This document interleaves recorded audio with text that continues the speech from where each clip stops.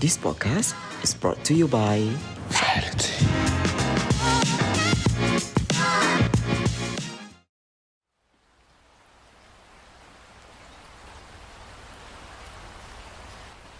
One petal, another petal. Love me not, love me not. Is this how it's going to be?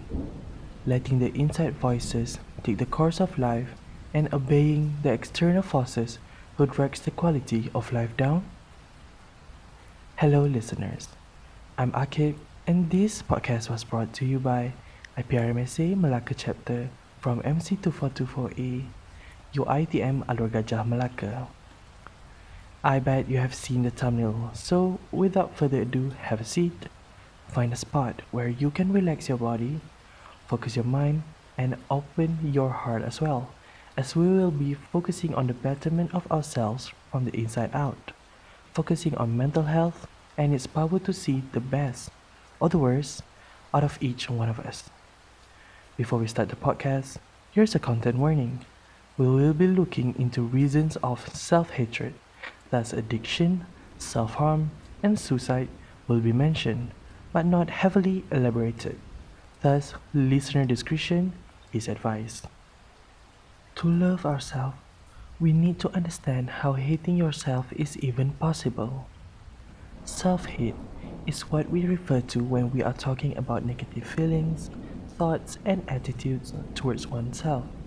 Hating their own self would often lead to low self-esteem and seeing no worth in themselves.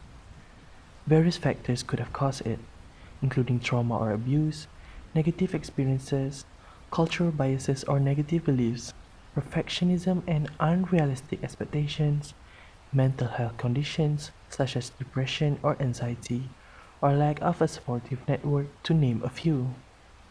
Self-hate can manifest on the individual it affected in various behaviors and attitudes, like negative self-talk, excessive criticism towards their own self, intense feelings of inadequacy, avoiding personal relationships or social interaction, difficulty in setting boundaries or saying no to others, constant comparison to others, and finally, difficulty in accepting compliments or positive feedback. Internalized hatred can also have several damaging effects on the individual's mental and emotional well being, including low self esteem and confidence, depression and anxiety, and quite possibly having an increased risk of suicidal thoughts and behavior. An example of self hate that we can look into is the most influential musicians of the 20th century, the late David Bowie. Despite his attributions to the music industry and his powerful presence on stage, he suffered from imposter syndrome, which made him throw every ounce of his body into his work as a coping mechanism. Bowie told Q magazine in 1997, "I had enormous self-image problems and very low self-esteem, which I hid behind obsessive writing and performing. I was driven to get through life very quickly. I really felt so utterly inadequate. I thought the work was the only thing of value." This case is one out of millions who suffered hatred toward themselves. Many didn't survive this haunting train of thoughts that most of the time, ending their own life is the only way to escape it. Now, what can we do to combat this issue? Simple.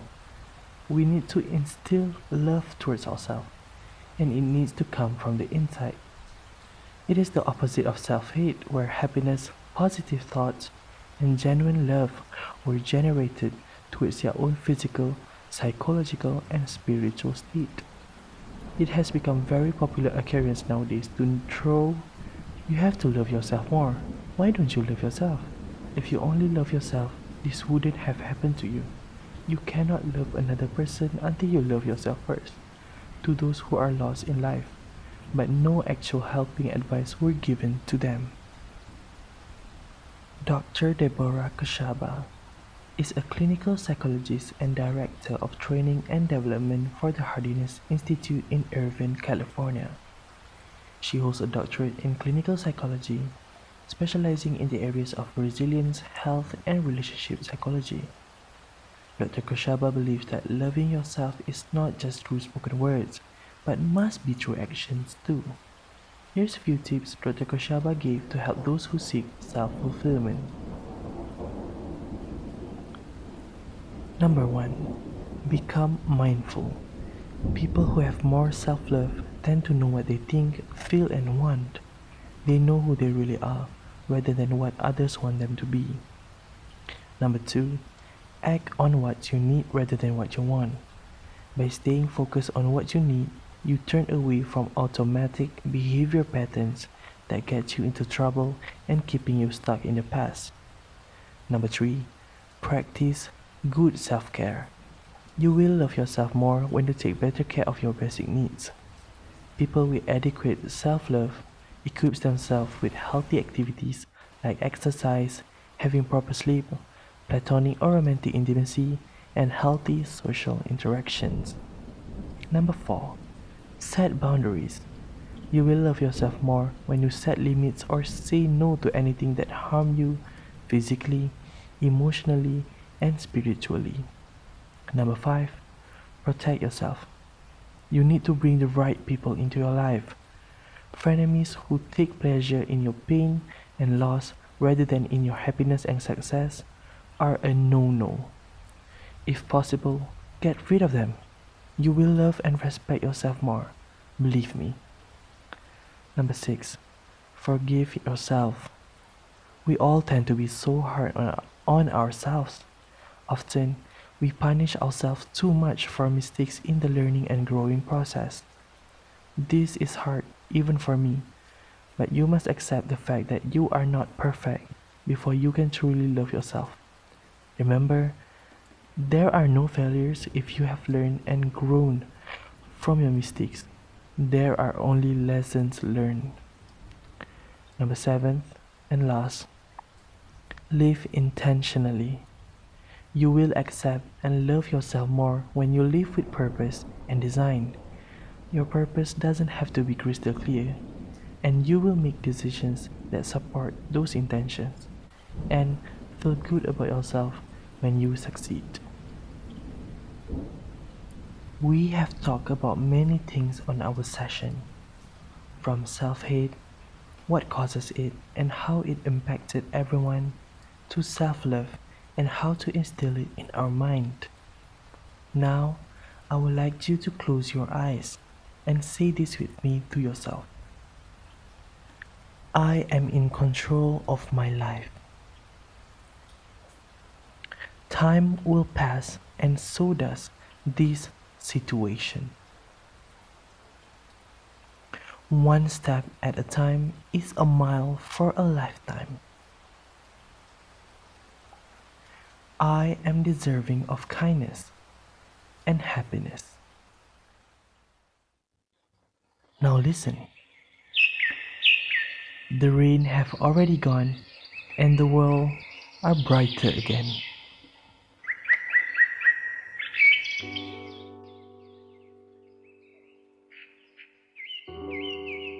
If you are starting your day or soon going to sleep, do listen to these pick-me-up anthems that will surely help you on your path to loving yourself. Unwritten by Natasha Bedingfield. Beautiful by Christina Aguilera. Special by Lizzo. And Try by Colby Kelly.